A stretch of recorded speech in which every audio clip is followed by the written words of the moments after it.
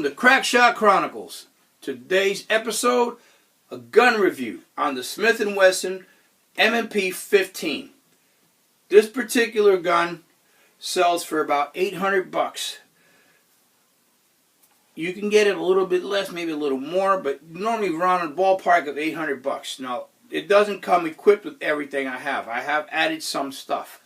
The gun itself comes with a Picatinny rail that is housing a free-floated barrel. It is a 16-inch H-bar barrel, which means it's a heavy barrel, and it's chambered in 5.56 millimeter NATO. The twist rate is 1 in 8, which means it'll turn the bullet turns in the barrel one complete revolution every 8 inches. I added this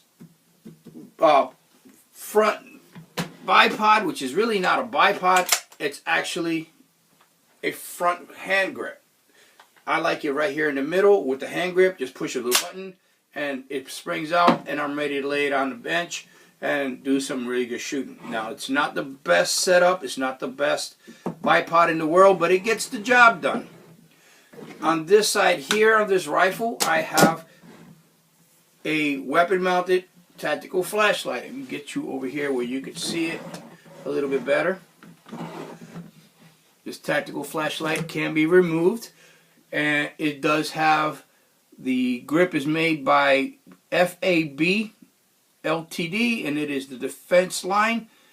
So this is a weapon-mounted flashlight. The flashlight itself is made by a company called HDT, also purchased from Gander Mountains.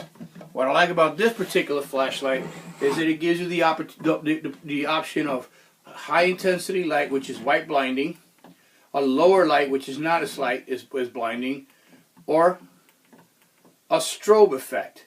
With the strobe effect, you could really get someone's attention. Now, in addition to that, it has a 6-position stock. Basically, it's just a regular standard everyday stock, nothing special about it, but it does go all the way back here, and it has 6 positions all the way front that you could choose from. So I like it right about here for my uses. It does hold a 30-round magazine, and I have several of them. And again, chambered in 5.56. I can't shoot 223s through a 5.56, but it's not recommended to shoot 5.56 through a 223. You just got to make sure your gun is rated for it. It does have a selector switch that's only gives it the ability to go either safe as it is now or up for fire, and it can't go to this third notch over here, because that's where you would have an assault rifle would have the full auto version, or you would have the 3-round burst, depending on what type of mission your unit requires. Now, this is not an assault rifle. I'm trying to get it as close as possible here to you so that you could see it a little better. I'll move the camera. As you can see right there on this section, right there, this is fire. And if you go here, it says safe. This section here is reserved for the 3-round burst, which it won't go in there no matter what I do. It just won't go any farther past that, which renders this as a sporter's rifle and not an assault rifle. Now, it does shoot with a gas impingement system, which means instead of having a piston like a lot of the more modern AR15s, it has a gas tube that runs in here. And when you fire the round, the gases go through the barrel and go up a little gas port and through a tube that's inside, and it cycles the bolt back and forth so that the bolt can eject the spent cartridge and chamber a new round. I feel the gas impingement is more accurate because there are less moving parts up in the front, which will distort the harmonics and the vibrations of the rifle, which does affect accuracy. See if I can get on this side so you can see it. You might be able to see that. Well, I guess you're not going to be able to. They hide it very well. But it's a really good rifle, extremely accurate. With the iron sights, I'm capable of hitting a man-sized target all the way out to 500 yards. all day long.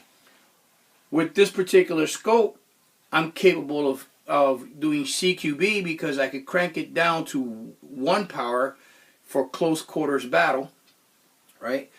Or I could crank it up to 2, 3, or 4 power for more precision shots at longer ranges. I don't know if you could see it. Let me see if I can get this set up so that you could see inside. But it comes with adjustments for windage and elevation. Okay, and it also comes with a rheostat on the back side, right here where you can't see. Where right here is the rheostat. Adjust this here. That's your rheostat. Will make it green or red when you look through. If you leave it turned off, let me see if I can show what it looks like. I'm not sure if I'm going to be able to. If you can see the crosshairs in it. It doesn't look like I'm going to be able to show you the crosshairs. Maybe if I turn it on. There you go. There's the crosshairs in red, and it has 11. It has, I believe, 5 different positions, so you can see the crosshairs in red. And if you keep going, you'll get the crosshairs in green. It may look a different color in here, but it does have 1, 2, 3, 4, 5 levels of red and 5 levels of green. Which on this screen, those greens may look white. It's kind of hard to tell. See if I can get that back in there. There's your green in 2 power. I don't know if you could see that very well. But you could also leave it in black. There's the red and there's the green. Looks like the green looks like it's going to look white on this. But it works really, really well. Okay, and there is the off. The off, where you can see it. It's in black. It's kind of hard to see for the glare. I'm not going to be able to cover the glare, so you won't be able to see it. But it also has on this side here a leveling bubble that I added. What the leveling bubble does for me, when you're aiming down the barrel at something, let's say you have a target you want to shoot, and you're aiming down the barrel, the scope is canted to the left or canted to the right a little bit. It's going to throw your bullet. If it's canting left, it'll shoot low into the left. If it's canting to the right, it'll shoot low into the right. So with the leveling bubble, you can make sure that your barrel is completely level so that the bullets hit center every time. It is an awesome gun. We'll do a range review on the next video. Now, with this rifle, if you're going to use it for home defense, it is an excellent rifle for that option. However, if you're going to do that, keep in mind that if you live in suburbs or you live in a mobile home, this will probably go through your house and endanger somebody in the next room or in the next apartment, because mobile homes and prefab houses have very thin walls. If you live out in the country where there's half an acre or two between you and your neighbor, you'll probably be all right. Remember, this round is capable of shooting 600 yards at people. You can shoot farther than that, but 600 is about the maximum effective range. I'd say maybe 500 would be the maximum effective range. If you're going to use it for home defense, you need to get yourself a 1-point sling or 2-point or 3-point slings. Up to you. But if you don't have a sling, you're at a disadvantage in a home defense situation, because a sling basically acts as a holster for the rifle, which means if you're wearing the sling and the sling's attached to the rifle, the bad guy may grab the rifle, but he cannot take it away from you, so he cannot use it against you. This rifle also has a feature of the forward assist. A forward assist right here, if you were to insert a magazine and have a weapons jam where it didn't go all the way, you just tap on this forward assist right here, and it pushes the round further into the chamber. Some people like it, some people don't. It's just your choice. I keep a charging handle, regular charging handle like this. I can keep my safety block so I know there's nothing in the chamber.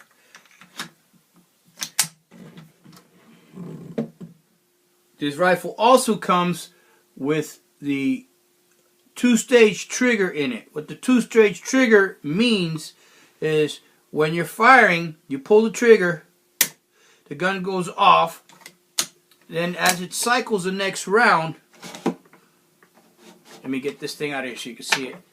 Try it again. You fire, as it cycles the next round, you just have to take the finger and just don't pull it all the way out, just push it part away. Just go like this, and now you see it just cycled. Now watch the trigger recycle when I do it. That's all the movement you have to get, and it's now ready to fire again. I'll show you again. It cycles after firing. You back off the trigger just that little bit, and then it's ready to fire again. This enhances accuracy, because normally a rifle you'd have to go all the way, you know, far way up here and then come back, way up here and then come back. With this, just that far to fire.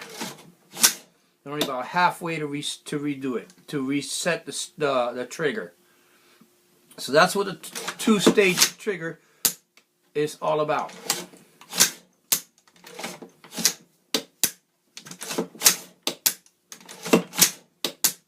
So now you know what two-stage trigger is. The magazine release is right here. You push this button and it will drop the magazine from the magazine well. On the other side, what it has is the bolt release, which I accidentally called it a magazine release earlier. What you do is by pressing up on this button, it will allow the bolt to fall all the way forward. If you lock it to the rear, pull back to the rear, press this in, see this little button right here at the bottom, press it in, and now the bolt is locked to the rear. I'll show you on this side. Bolt here, I don't know if you can see that, but maybe I can stick something in there other than my finger, because if it does go forward, it will hurt. As you can see, I can stick this pen right in there, just like that. It's in the magazine well. If I stick my finger this way up to the top, you might be able to see it. See my finger? So the bolt is to the rear. When you push that little button on the back side, which is called the slide release, push that up, and it lets the bolt go forward, chambering the round. And see, as you can see now, you can't see my finger when I stick it in there because the bolt is right there. So this concludes my presentation on the Smith&Wesson M&P15 sporter rifle. If you like this video, please click like or subscribe. Also, feel free to share this video with friends. That way people can become more familiar with the weapon system. I do appreciate you taking the time to watch this video, and I do appreciate all comments, good or bad. Thank you so very much for watching Crackshot Chronicles. Have a good day.